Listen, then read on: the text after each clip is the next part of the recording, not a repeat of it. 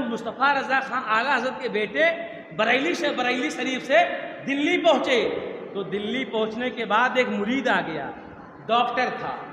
جیسے آج لوگ بہت کم پڑھے لکھے ہوتے ہیں نا، لوگ بہکاتے ہیں انہیں، عالموں سے نہیں الجھتے، لوگ ان پڑھوں سے الجھتے ہیں.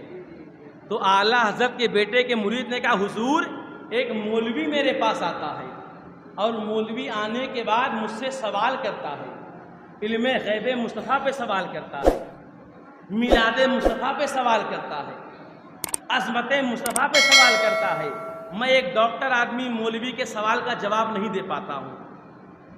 آپ کے پاس بھی وہ سوال لے کر آئے گا، آپ اس کے سوال کا مطمئن جواب دیجئے گا تاکہ وہ سمجھ جائے. اللہ اللہ. مصطفیٰ رضا خان مفتی اعظم ہند نے کہا ٹھیک ہے. مولوی کو معلوم چلا، وہ مولوی آ گیا اعلیٰ حضرت کے بیٹے کی بارگاہ میں. کہا مفتی اعظم ہند آپ ہیں؟ آپ نے کہا ہاں. مجھ فقیر کو دنیا مصطفیٰ رضا خان کہتی ہے. کہا میں تم سے کچھ سوال کرنا چاہتا ہوں. کہا سوال کیا ہے؟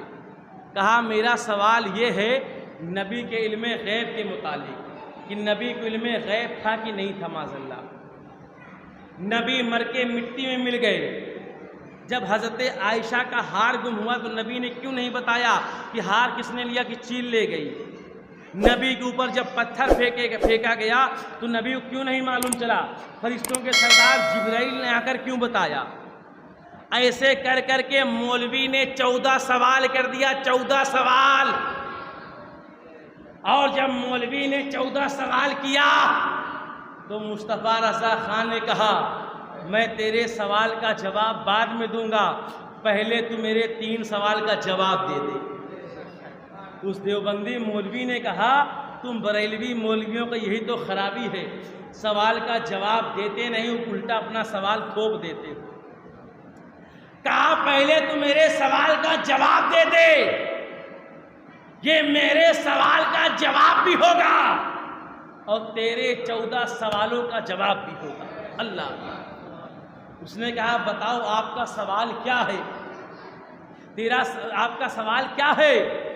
جیسے دیوبندی مولوی نے پوچھا، سرکار مفتی اعظم ہند نے کہا، سرکار مفتی اعظم ہند نے کہا، مصطفیٰ رضا خان نے کہا شریعت میں اس مولوی کے لیے کیا حکم ہے، قرآن و حدیث میں اس مولوی کے لیے کیا حکم ہے جس کے ماں باپ بوڑھے ہو گئے ہو اور وہ ماں باپ کی خدمت نہ کرتا ہو، رہنے والا بہار کا ہو، دلی میں آنے کے بعد جو ہے عیش و آرام کی زندگی گزارتا ہو، شریعت میں ایسے مولوی کے لیے کیا حکم ہے. اور میرا دوسرا سوال یہ ہے شریعت میں ایسے مولوی کے لیے کیا حکم ہے جس کے بچے چھوٹے ہو، وہ اپنے بچوں کی کفالت نہ کرتا ہو، اپنے بچوں کی پرورش نہ کرتا ہو اور دلی میں عیش و آرام کی زندگی گزارتا ہو.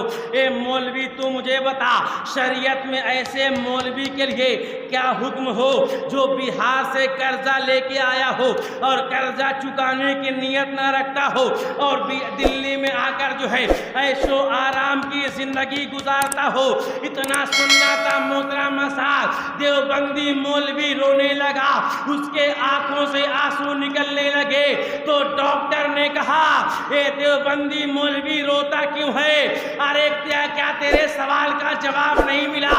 تو آنسو کیوں بہاتا ہے؟ اتنا سننا تھا دیوبندی مولوی جواب دیتا ہے ایک ڈاکٹر صاحب صرف میرے سوال کا جواب نہیں ملا ہے بلکہ میری معاملات کھل گئے ہیں.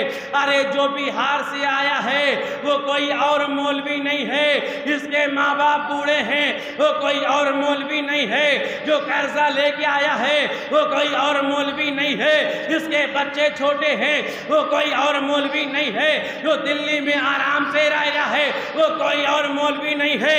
ارے وہ مولوی میں ہوں. ارے مفتی اعظم ہند وہ بات جانتے ہیں جو میرے علاوہ کوئی نہیں جانتا ہے. ارے بریلی کے امام نے صرف میرا جواب نہیں دیا ہے، میرے دل کو جیت لیا ہے. ارے میری سمجھ میں آ گیا ہے جب بریلی کے مفتی اعظم ہند کا حال یہ ہے تو نبی کے علم کا حال ہے. سوالوں کا جواب مانگتے ہو.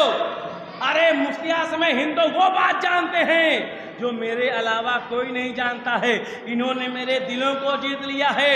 اے مصطفیٰ رضا خان، صرف آپ نے میرا جواب نہیں دیا ہے، آپ نے میرے دل کو مطمئن کر دیا ہے۔ اب میری سمجھ میں آ گیا ہے، جب بریلی کے مفتی اعظم ہند کے علم کا حال یہ ہے تو نبی کے علم غیب کا حال کیا ہوگا۔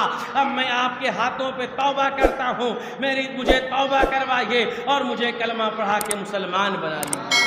اللہ اللہ، یہ ہیں بریلی کے امام احمد رضا۔